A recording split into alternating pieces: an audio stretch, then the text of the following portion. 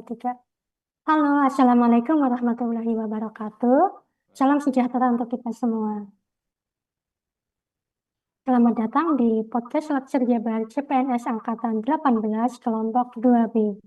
Pada kesempatan kali ini bersama dengan saya, Dwi Apriliana, dengan jabatan Penata Kelola Jalan dan Jembatan Ahli Pertama dengan penempatan di Dinas Bina Marga dan Penataan Ruang.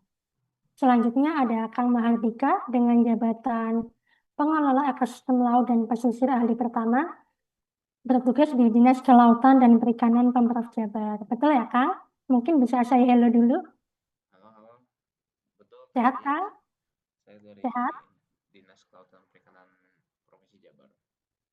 Oke, yang selanjutnya ada Kang Ahmad Fikri sebagai paramedik veteriner terampil dari Dinas Ketahanan Pangan dan Peternakan Pemprov Jabar. Halo, Kang.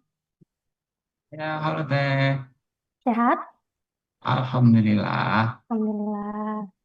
Selanjutnya ada Teh Fitriawati dengan jabatan Penata Laksana Barang Terampil dari Dinas Tanaman Pangan dan Hortikultura Pemprov Jabar. Halo Teh Fitri. Halo Teh, benar saya dari Distan Horti atau Dinas Tanaman Pangan dan Hortikultura.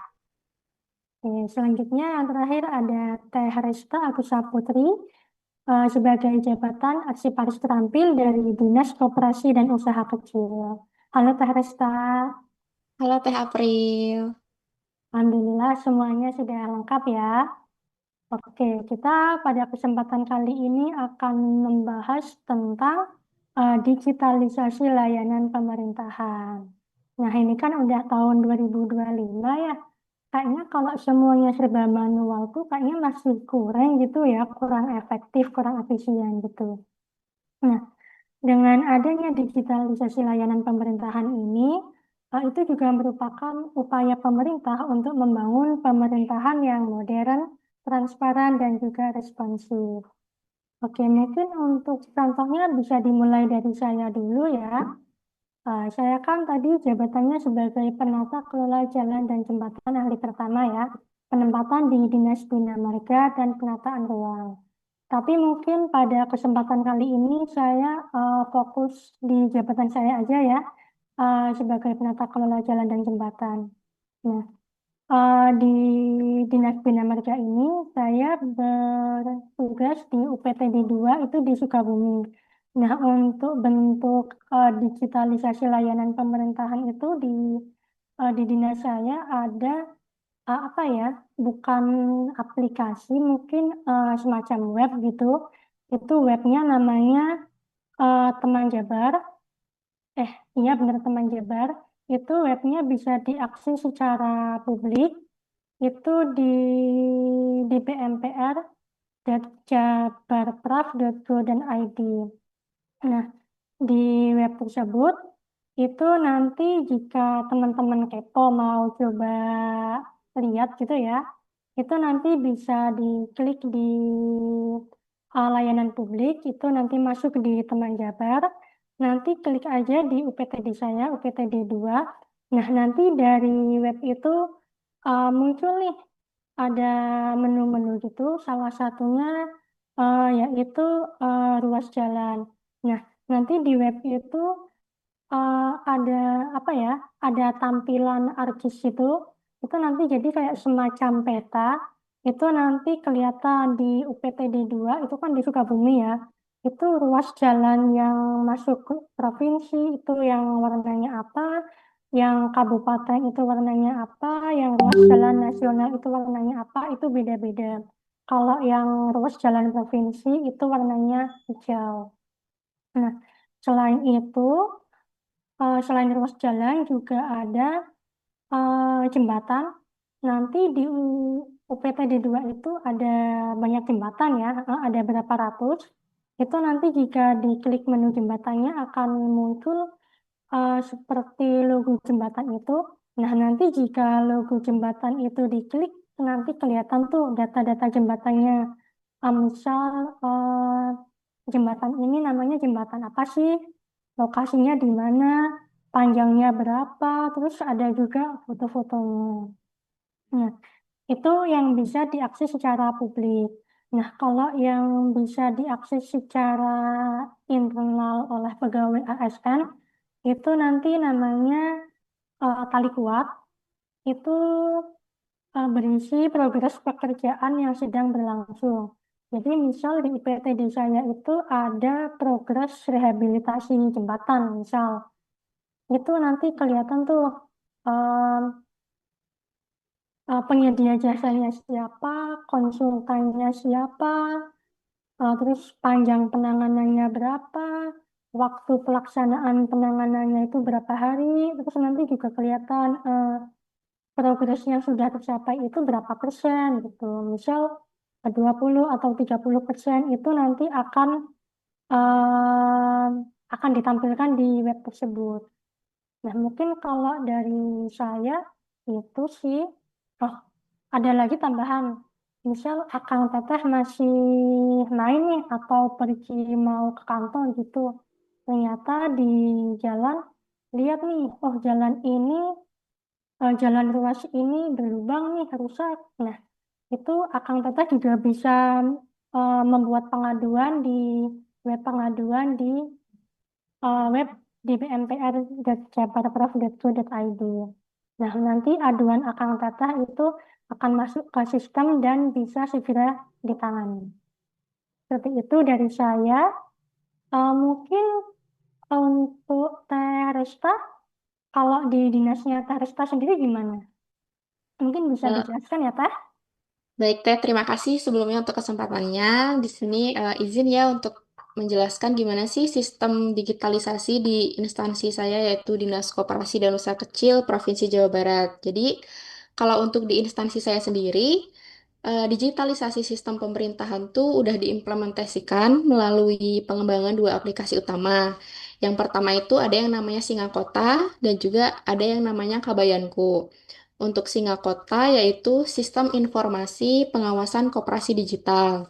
Nah, sebelum adanya aplikasi ini tuh, seluruh proses pemeriksaan kesehatan koperasi itu dilakukan secara manual, di mana pengawas koperasi itu harus datang langsung. Kemudian melakukan pemeriksaannya tuh pakai dokumen kertas gitu. Nah, nanti hasilnya tuh dikompilasi ke dalam laporan, di mana proses itu tuh butuh waktu yang cukup lama. Kemudian setelah proses pemeriksaan kesehatan itu juga, masyarakat tuh nggak bisa dengan gampangnya tahu status koperasi yang diperiksa tuh gimana sih, apakah status koperasi tersebut sehat atau sedang dalam pengawasan. Nah, dengan adanya aplikasi Singakota ini, proses pemeriksaan kesehatan tuh jadinya dilakukan secara digital, di mana pemeriksaan kesehatan koperasi itu bisa jadi lebih terstruktur, kemudian cepat, dan juga hasilnya tuh bisa langsung dilihat oleh masyarakat dalam bentuk dashboard. Jadi, masyarakat tuh bisa langsung akses informasi secara transparan, di mana hal ini tuh bisa mempermudah semua pihak. Yang pertama tuh dari petugas pengawas koperasinya juga bisa bekerja dengan lebih efisien, dan juga dari sisi masyarakatnya pun juga lebih aman untuk memilih koperasi mana yang sehat gitu. Kalau untuk yang kedua, ada yang namanya itu Kabayanku. Kabayanku tuh layanan helpdesk berbasis AI. Nah, sebelum ada Kabayanku ini, kalau masyarakat mau nanya soal program-program Diskuk atau layanan-layanan apa aja tuh harus menghubungi lewat WhatsApp yang dipegang sama admin dan juga lewat akun Instagram. Di mana proses ini tuh butuh waktu yang nggak sebentar ya, karena kita tahu sendiri kalau dipegang oleh manusia itu kan nggak selamanya admin itu bakal on 24 jam kan. Nah, ini tuh memakan waktu yang lama. Dengan adanya Kabayanku ini, masyarakat tuh bisa dengan cepat dapat jawaban dari pertanyaan yang diajukan gitu. Jadi kalau dihubungin dengan materi Smart ASN, aplikasi Singakota dan juga Kabayanku ini contoh gimana sih ASN tuh dituntut untuk adaptif terhadap perkembangan teknologi sekaligus mampu memberikan pelayanan publik yang digital, cepat, dan juga mudah diakses.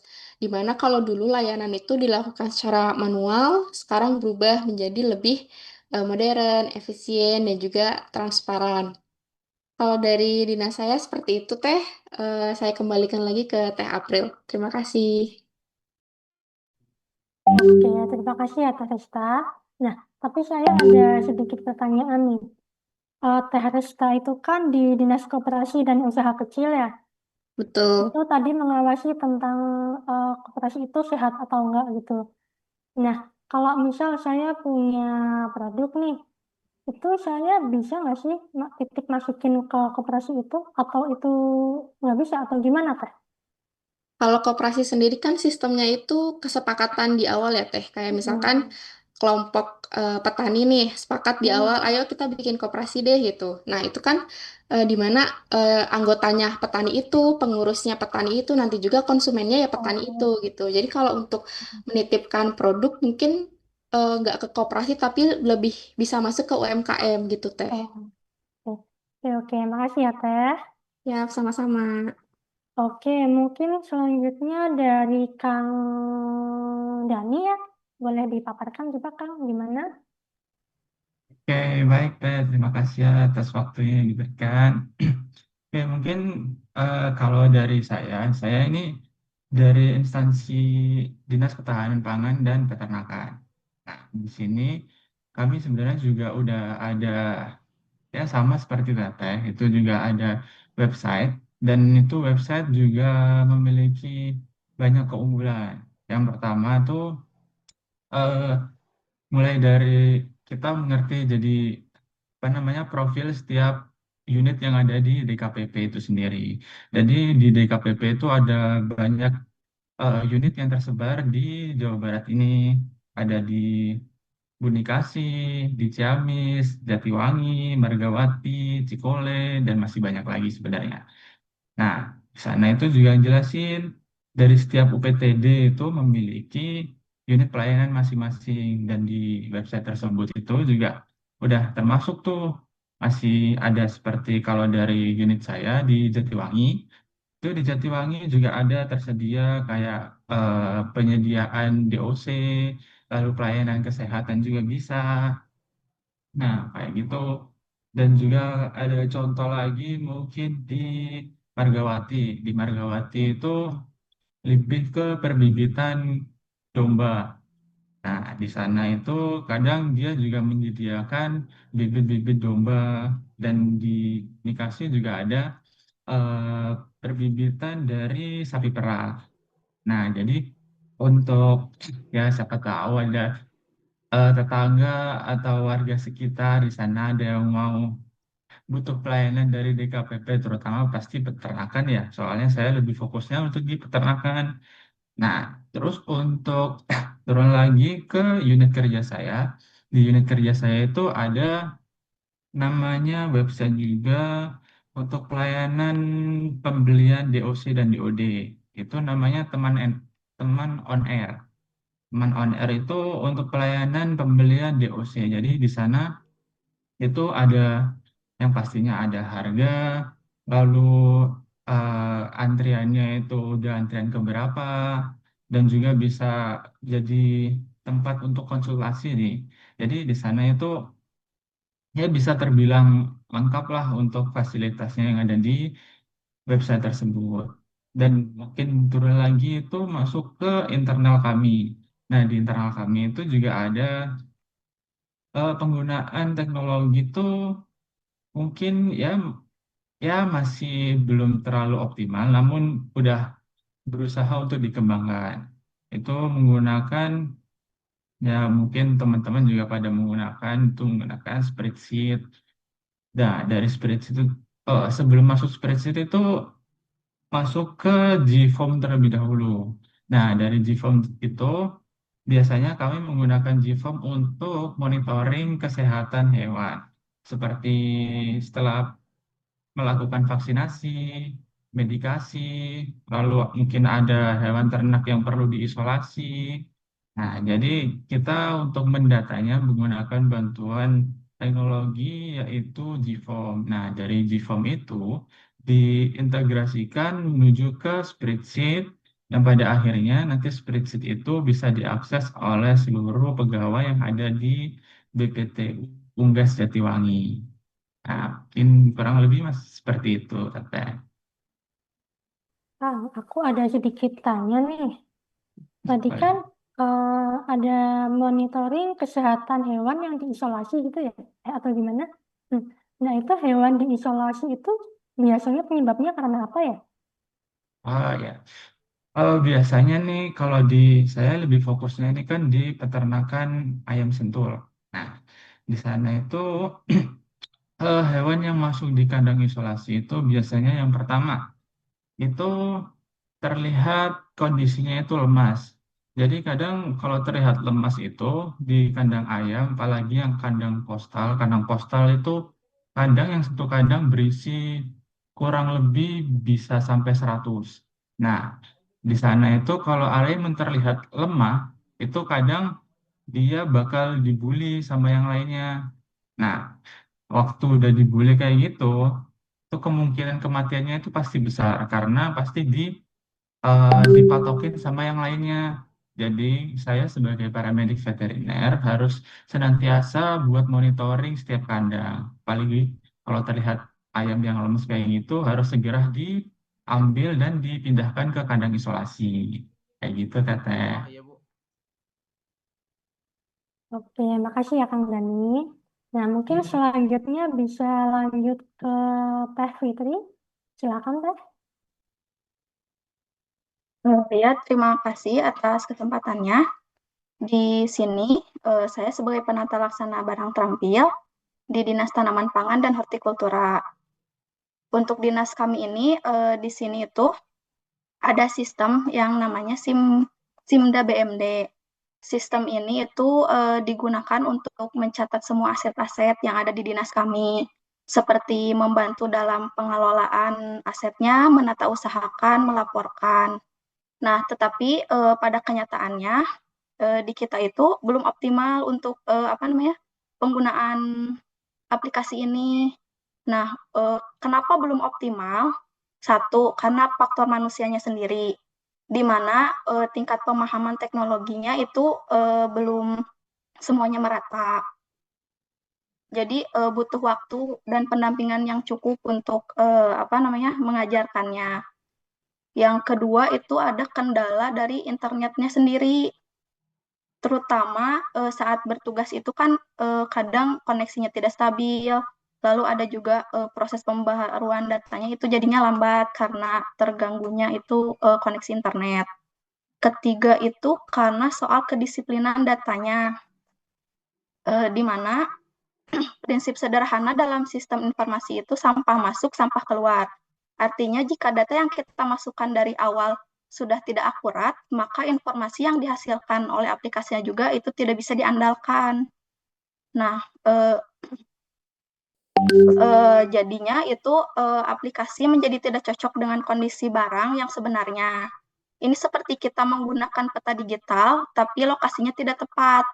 Tentu akan repot. Akibat lainnya, bukannya mempermudah, sistem ini malah menambah beban kerja. Beban rekan akhirnya bekerja 2 kali, input di aplikasi sekaligus, mencatat manual untuk memastikan datanya. Jadinya kita tuh menggunakan bantuan Microsoft Excel sebagai catatan pengamanan. Lalu mungkin sekian dari saya. Terima kasih. Oke, makasih ya Teh. Nah, saya ada sedikit tanya. Teteh kan penata laksana barang terampil ya di Dinas Betul. Tanaman Pangan dan Hortikultura. Berarti barang-barang yang dicatat itu berupa barang tanaman pangan gitu ya Teh? Atau gimana? Betul Teh, contohnya itu dalam pencatatan aset tuh kan ada aset gedung bangunan Teh, terus Hmm. ada kayak tanah, Oh, iya, iya, peralatan dan Teh. mesin seperti itu Teh. Oke, Cuman oke. kalau untuk di kami yang kayak apa namanya? Kami kan di sini ada produksi kentang seperti itu Teh, terus tanaman hias itu tuh masuknya ke persediaan gitu Teh. Jadi barang yang emang langsung habis gitu untuk didistribusikan. Seperti itu Teh. Oke, oke. Makasih ya Teh. Ya, Nah, siap. mungkin yang terakhir, Kang Dika, boleh coba dijelaskan ke kita? Makasih kesempatannya. Mungkin sebelum masuk ke ini saya mungkin mengatakan jabatan saya, yaitu saya pengelola ekosistem laut dan pesisir. Jadi kurang lebih saya memegang tupoksi saya itu di wilayah selatan di Provinsi Jawa Barat, terutama pada ekosistem pesisirnya, mulai dari terumbu karang, mulai dari mangrove, padang lamun, hingga konservasi tukik, konservasi penyu yang ada di wilayah selatan. Nah, untuk digitalisasinya sendiri, mungkin dimulai dari yang tukik terlebih dahulu, karena untuk tukik sendiri ini lebih ke pendataannya yang dulunya tuh dari surat berita acara saja, namun sekarang lagi berusaha untuk didigitalisasi menggunakan Google Form, karena dilihat ini deh, kalau misalkan menggunakan surat berita acara saja masih ada gap data yang cukup besar gitu, sehingga pendataannya juga jadi kurang efektif. Misalkan dari pos pemantauan ada 100, tapi ketika di penetasan ada 80, kan itu ada perbedaan, dan tentu itu menjadi sebuah masalah tersendiri, sehingga diharapkan dengan adanya digitalisasi tersebut bisa membantu terutama dalam pendataan telur tukik.